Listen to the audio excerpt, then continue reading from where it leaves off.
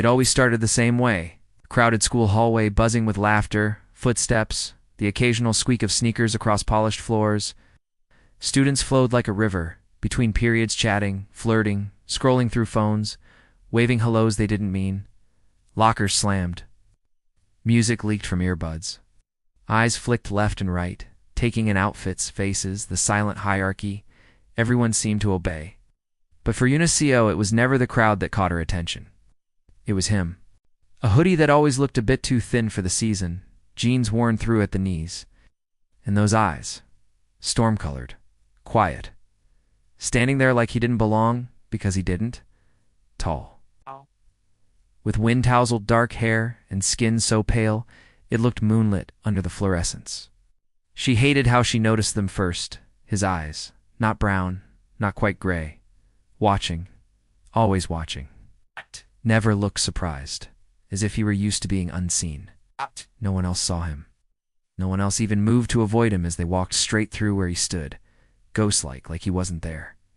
Because to them, he wasn't. Yuna had been walking to her next class, her friends gossiping on either side, when she stopped short. Not in the way most boys looked at her, curious, impressed, wanting, looked around. No one was reacting to him. Not a glance. Not a whisper. Not a startled double take. Sitting alone on the library floor, flipping through books no one else had touched, never speaking, but always there when she was alone, standing near the vending machines where the light always flickered. His gaze wasn't shy, but it wasn't demanding either. To breathe above the noise of being Yuna Seo, class president, captain of the debate team, campus crush of at least half the senior boys. They all wanted to know her, all except the only one she wanted to know. He never flinched. But she saw him. That ruined everything. It began 3 weeks ago. Eyes on her. The first time she locked eyes with him, it was like hearing a secret you were never meant to know. He was leaning against a row of lockers. It was relieved. His expression unreadable, but his posture said he'd been waiting.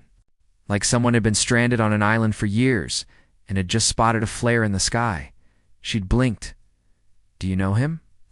She had asked her friend Ji-yoon casually, tilting her head toward him. Ji-yoon squinted. "Who?" "The guy by locker 1018. There's no one there, Yuna." Yuna looked back. He was still there, still watching her. "That's why I haven't vanished completely." Close. Not out of pity, not out of curiosity. Out of gravity.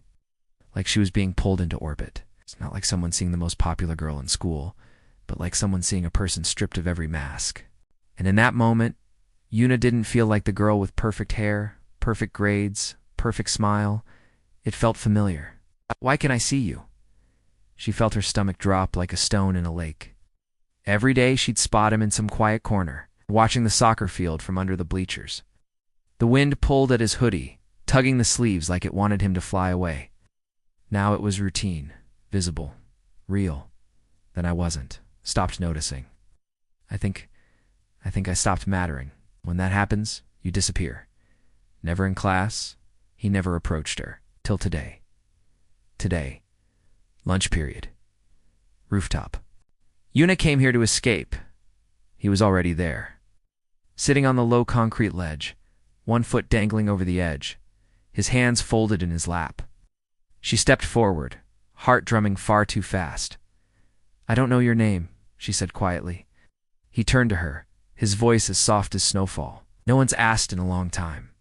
She walked closer. "So tell me, Min." Min. She tested it on her tongue. He didn't answer at first. "I used to be like everyone else," he said finally. "What happened?"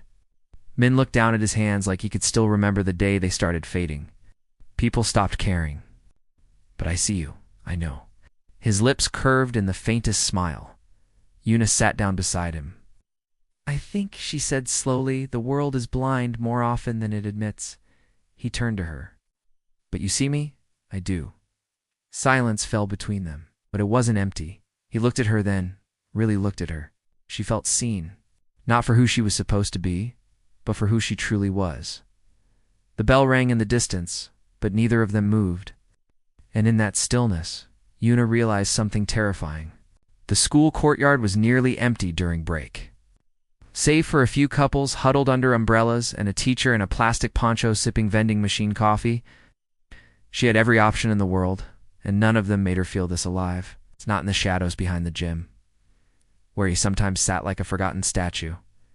It rained the next day. It's one of those steady silver drizzles that soaked through your sleeves and made the world feel half asleep. Quiet, barely there, but impossible to forget.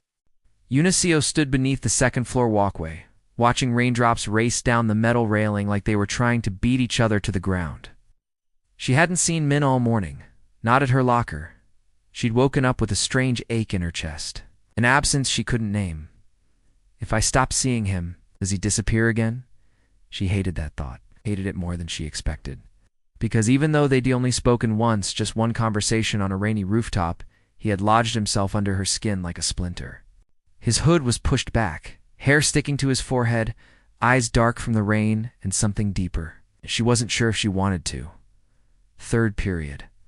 Literature class. Yuna was seated by the window.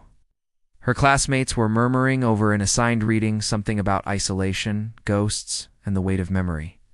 The words blurred together, and something shifted in the corner of her eye. She turned. There he was. It's not the kind people wear like jewelry for attention, but the kind that wraps around your bones and weighs down your breath. Leaning against the far wall of the hallway across from the classroom, dripping wet, arms crossed. He didn't wave, didn't smile. He just looked at her.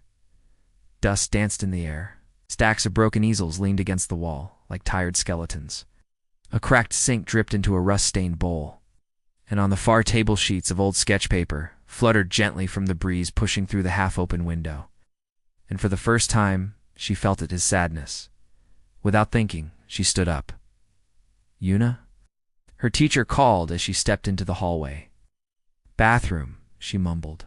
Down the corridor, he walked ahead of her, never looking back, but never out of sight, like he trusted she'd follow. You remember? Close enough to see the scar just under his chin small, like a cut from childhood, when no one else does. She did. He led her to the old art room, the one the school had abandoned last semester after a pipe burst. The door creaked as he pushed it open. Inside, the world felt muted, like he didn't believe her, or like no one had ever told him that before.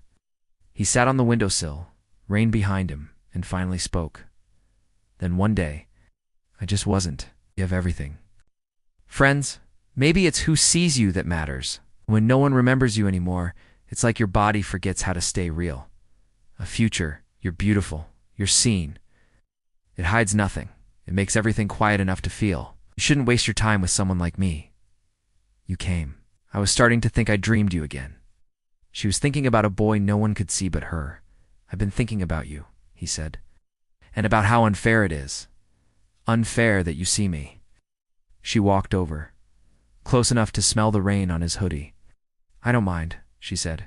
He blinked. You should. Yuna exhaled, long and slow. Too alive. Oh. It rejects things like me. Then maybe being seen isn't everything.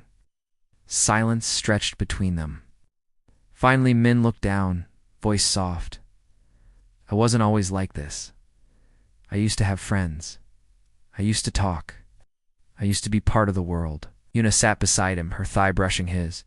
He didn't pull away. People forget. It's easier than you'd think, he said. That's why you disappear during the day. He nodded. There's something about the sun. It's too loud. Yuna leaned her head back against the wall. Well, I've always liked the night better anyway. He smiled, just barely. A flicker. Why? 'Cause it's honest. Min looked at her, really looked at her. Ow! And for the first time, his voice trembled when he said, Then maybe. Ow.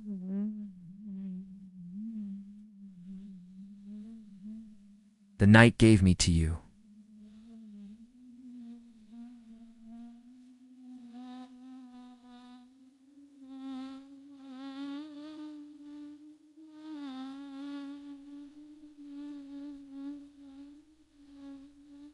I'm fired. 5:47 p.m. The clouds cleared. They sat outside the old art room, watching the sun dip behind the city. Yuna wasn't thinking about class, or clubs, or the text messages she hadn't answered. She was thinking about how, when he was near, the world felt sharper, more fragile, more real. Min turned to her. Can I ask something strange? Go ahead. If one day you wake up and I'm gone, completely, you remember me? Yuna didn't hesitate. Even if the whole world forgets you, I'll still be looking at the empty spaces, wondering where you went. Even if I disappear forever. She reached over and took his hand. It was cool, faint, but solid enough to hold. Not as long as I'm here.